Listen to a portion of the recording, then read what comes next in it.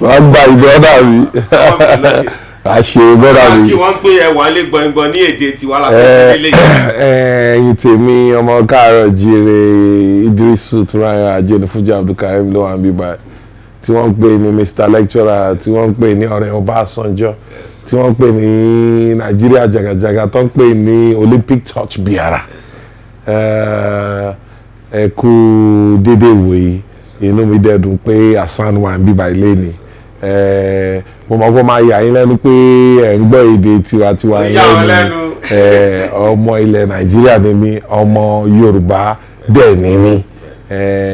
so inú mi dùn pé Hasan wà ń bí báyìí lẹ́nìí lórí ńgbà tí. akànú gbé kinní pé àwọn ẹ̀gbọ́n yín púpọ̀ pé àwọn ẹ̀gbọ́n pọ̀ ṣaláìsí nígbà tẹ̀ ń dàgbà pé báwo nìyẹn ṣe jẹ́ ẹja àmọ́ ń gbé. Mo wá láti ìdílé olórogún tí ó dẹ̀ jẹ́ pé èmi ni báwo ni Yorùbá ṣe máa ń sọ ìkẹyìn ọmọ last born ìkẹyìn àbígbẹ̀yìn so àbígbẹ̀yìn ni mí ọmọ mẹ́wàá ni ìyá mi bí nínú ọmọ mẹ́wàá tí ìyá mi bí ìyá mi pàdánù 8 nínú wọn bí mo dẹ̀ ṣe ń dàgbà tí wọ́n ń sọ ìtàn yẹn fún mi ó jẹ́ nǹkan tí ó touch mi gan gbogbo nǹkan tí ìyá mi ti kọ́ mi ni mo fi live ilé ayé mi débi tí ó wà yìí. tí bá ti dé láti school màá wá lọ ta ẹyin màá kiri ẹyin màá gbẹ̀yìn lọ síbi tó ti ń gbá table tennis because ibi tó ti ń gbá table tennis ni wàá ti rérò púpọ̀ tí wọ́n ń ta tẹ́tẹ́ ẹni tó bá ń gbá table tennis tí ó bá kí n ta tẹ́tẹ́ kò lè mọ table tennis gbá so tí bá ti kiri ẹyin lọ màá gbé lọ síbi tó ti ń ta table tennis ní nǹkan bí around 3 èmi àti dé láti school nǹkan bí around 1 2 màá fi sẹ́yìn tí first 3 màá ti gbẹ̀yìn sórí màá débi tó ti ń play table tennis màá gbẹ̀yìn sílẹ̀ àwọn èèyàn tó fẹ́ máa play table tennis máa dé wọ́n máa bẹ̀rẹ̀ sí bet wọ́n máa bẹ̀rẹ̀ tó bá ti bet ẹni tó bá win ó máa rẹ̀ yín fún gbogbo àwọn èèyàn tó wà ń bẹ̀. everybody máa pa owó mi sápò máa padà lọlé kó gain yẹn fún ìyá mi máa lọ fi yókù ra ẹyin lálẹ́ ìjọ yẹn tí máa ta níjọ́ kejì. first day mi ní stadium tí mo lọ train bọ̀bọ̀ kankan wàá bá mi ní wọ́n ní ìwọ ló wá láti Kánò ń gbé èmi ló máa bá play lọ́tùnla so mọ́ mi èmi ní Saka ẹlẹ́ran àtọ̀yọ́ mu tiwa ìfẹ́ náà pa Hasan mi ìrírù kan bẹ́ẹ̀ rí láyé rí I swear to God mi ìrírù kan bẹ́ẹ̀ rí láyé rí ó wá bá bìtìbìtì ìfẹ́ náà pa ìwọ ọmọ mọ́lá òsì ìfẹ́ náà pa sọ gbọ́ Yorùbá ọmọ ọlọ́wọ́ bá o. ìjọ kan Steve Kadri wá bá mi ó ní bọ̀bọ̀ a máa ṣe Grand Slam lọ́la kó ti múra sílẹ̀ ṣùgbọ́n mo fẹ́ introduce ẹ séèyàn kan. ṣe ti náṣọ púpọ̀ ń gbà yẹn. aṣọ òwò jẹ́sí nọ́mbà 9 náà mo wá ní ẹ̀gbọ́n mi ẹ̀rọ aṣọ tí mo wọ̀ yìí náà ni mo ní nǹkan mi ò kí n má embarrass yín o. ó ní ok ó mọ̀ nǹkan tó ṣẹlẹ̀ lọ́fọ̀ọ́ kó wọ̀ lọ́la mo ní yẹsà ó ní ṣọmọ blue lọ́ra blue ó mọ̀ nǹkan tó ń pè blue gbà ẹ̀. tọ́ máa ró sí kí tọ́ máa wọ́n ní kẹrẹ́ sí torí náà yẹn ti ṣá. ó ti ṣá burúkú ó ti di white èmi kọ́ mọ̀ bó ti di. sórí nígbà tí ilé mọ́ tí mo wọ blue mo chí e mo bá bẹ̀rẹ̀ sí dúró nígbà tó máa fi di nǹkan bíi around 9 lálẹ́ bí Steve Kadri ṣe gbé mọ́tò ray power tó ìwé máa lọ ni mo bọ́ síwájú bàbá ni o bóyá rí mi báyìí tí wọ́n tọ́ná sínú mọ́tò tó rí báyìí ó bẹ̀rẹ̀ sí rẹ́rìn owó ti gbàgbé kọ́ ẹ̀ báyìí ni eléyìí òkìrì lélẹ́yìí o mo mọ̀ pé nǹkan tó ń wà lọ́kàn bàbá díẹ̀ ó ní kọ́ sílẹ̀ kò fún mi mọ́ àwọn gbogbo bí mo wà nínú mọ́tò yẹn kùrùsíù ni mo kà tí nǹkan bá ti ń ṣẹlẹ̀ bẹ́ẹ̀ kùrùsíù ni máa kà débi tí mo ń lọ. àwa dé Yabatech bàtà dé Yabatech Steve Kadri wa introduce me sí Eddie Montana Eddie in school ní Yabatech pẹ̀lú. ṣé tàn yẹn ṣé ẹ̀ ń rí bó ṣe ń lọ nígbà táwọn dé Yabatech fún show yẹn wọ́n wá introduce wọn sí Eddie Montana ẹ̀ ti Remedy ẹ̀ ti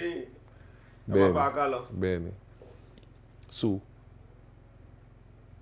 Steve wa ni pé Eddie see this guy na from Kano he come o you dey sing in dey rap make una team up you guys can do something in the future you guys can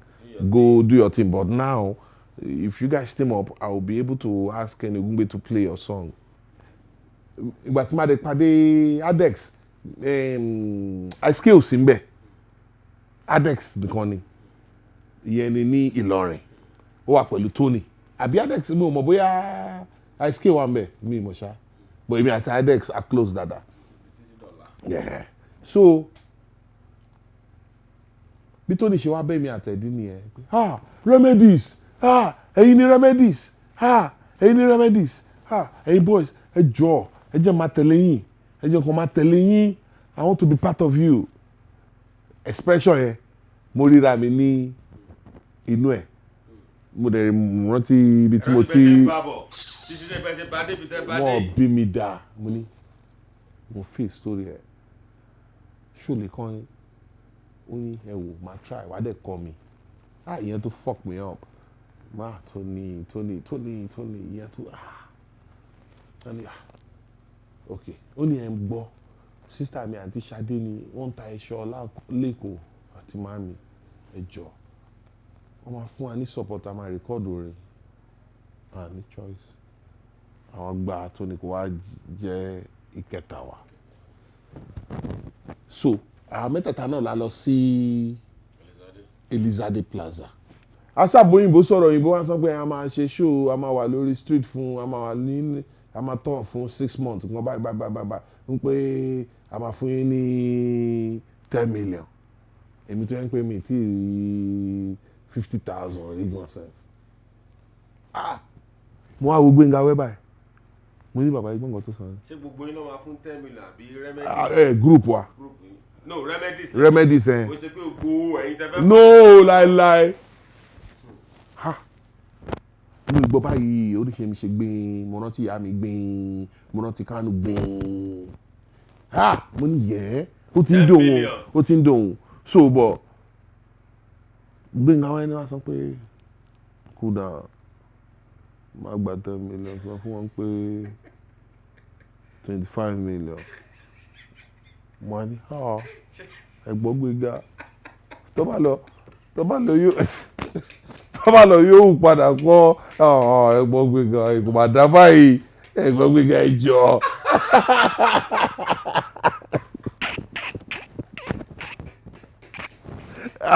àṣà ṣòyìnbó rẹ̀ ni kì í ṣọ̀rọ̀ ẹ̀ rí o ọlọ́ọ̀ létà ló dọ̀rọ̀ ẹ̀ rí but àdámọ́ bẹ́ẹ̀ ọlọ́wọ́ ọba o. Gbénga wá ní boys òun náà rè ẹ jẹ́ ká pe bàbá kẹ́kẹ́ àwa lọ sísàlẹ̀ àwa lọ pe bàbá kẹ́kẹ́ bàtà pe bàbá kẹ́kẹ́ bàbá wọ́n ti sanwó ẹ ti ṣetán ní ọ́fíìsì àbí ẹ ṣì wà lọ́fíìsì ẹ jọ ẹ gba bí kẹ́ wà á lè bàbá wa ní òkè ọ̀hún bọ̀ bàbá wa wà ìgbà tí bàbá wa ní pé ká pín owó náà dọ́gba mo ní yes sir wọ́n á ní pé congratulations ẹ̀yin boys abayinkalẹ̀ o ẹ ṣoríire o àwa ní bàbá tí mú nǹkan ẹ mú nǹkan tẹ fẹ́ mú nú ẹ̀yin lẹ jẹ́ kí gbogbo ilé ìṣẹ̀lẹ̀ tí ò bá jẹ́ ẹ̀yin gbogbo ilé yóò lè ṣẹlẹ̀ òbọ́kọ̀ tí bàbá sọ ni bàbá nínú ẹ̀yin lẹ́nu owó ẹ mú mi lè gbàgbé o. bàbá kẹ́kẹ́ sọ bẹ́ẹ̀ níjọ́ yẹn. má gbọ́ o. bàbá wa ní tẹ bá insist pé kí n mú owó gbé báàgì kan wá ìgbà tí màá ṣí báàgì bàbá wa yọ 20 naira nínú bọ́ńdù kan wọ́n á mú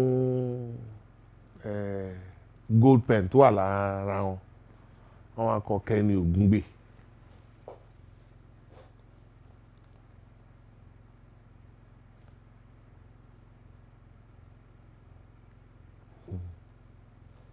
mo wá bèrè lọ bàbá kí ló ṣẹlẹ̀ bàbá ní ká má wọrí ń pé lénìí o àti ṣí ọ̀nà kan fún àwọn tó ń pè ní Kenny's Music tó wọ́n máa register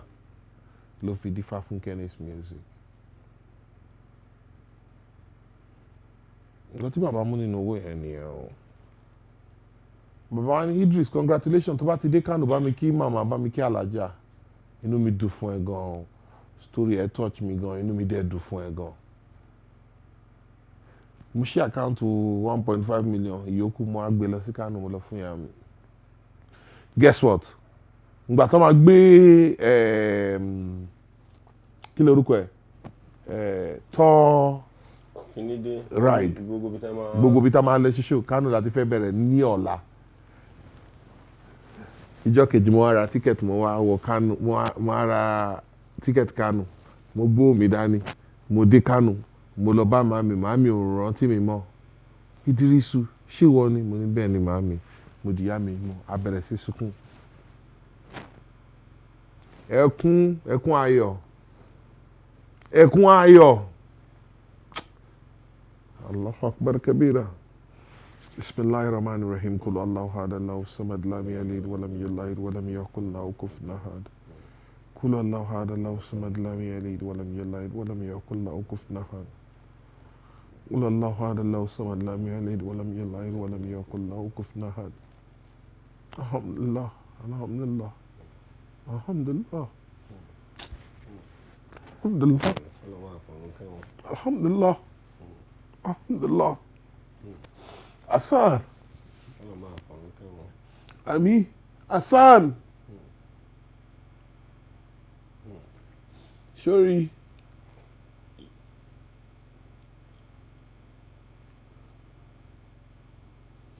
Ìyá mi. Abíamọ agbọ̀já bọ̀rọ̀gbọ̀rọ̀ lọ́jọ́ rí jíjẹ lọ́jọ́ àríjẹ lọ́jọ́ rírí mu lọ́jọ́ àrímu. ṣé bí ayé Ìdírísù náà ni number 67 Emir Road Sabongeri Kano number 67 Emir Road Sabongeri Kano. mi tí ké lójú tẹlifíṣàn rí o bọ̀ mo ṣe lè ní ẹ mọ ohun tó fà á torí ìyá mi sùn re níbi tó wà torí ìyá mi ó ti tì mí débi tí ẹrù ò lè bà mí mọ́ láéláé ó ti kọ́ mi ní gbogbo nǹkan tó yẹ kó kọ́ mi.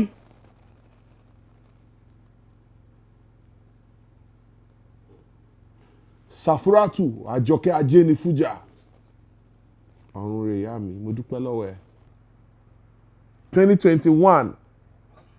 July ó máa di 2 years tí ìyá mi fàyè lẹ̀ last year ni ìyá mi kú náà ìyá mi gbàdúrà fún mi títí ọjọ́ ayé ẹ̀.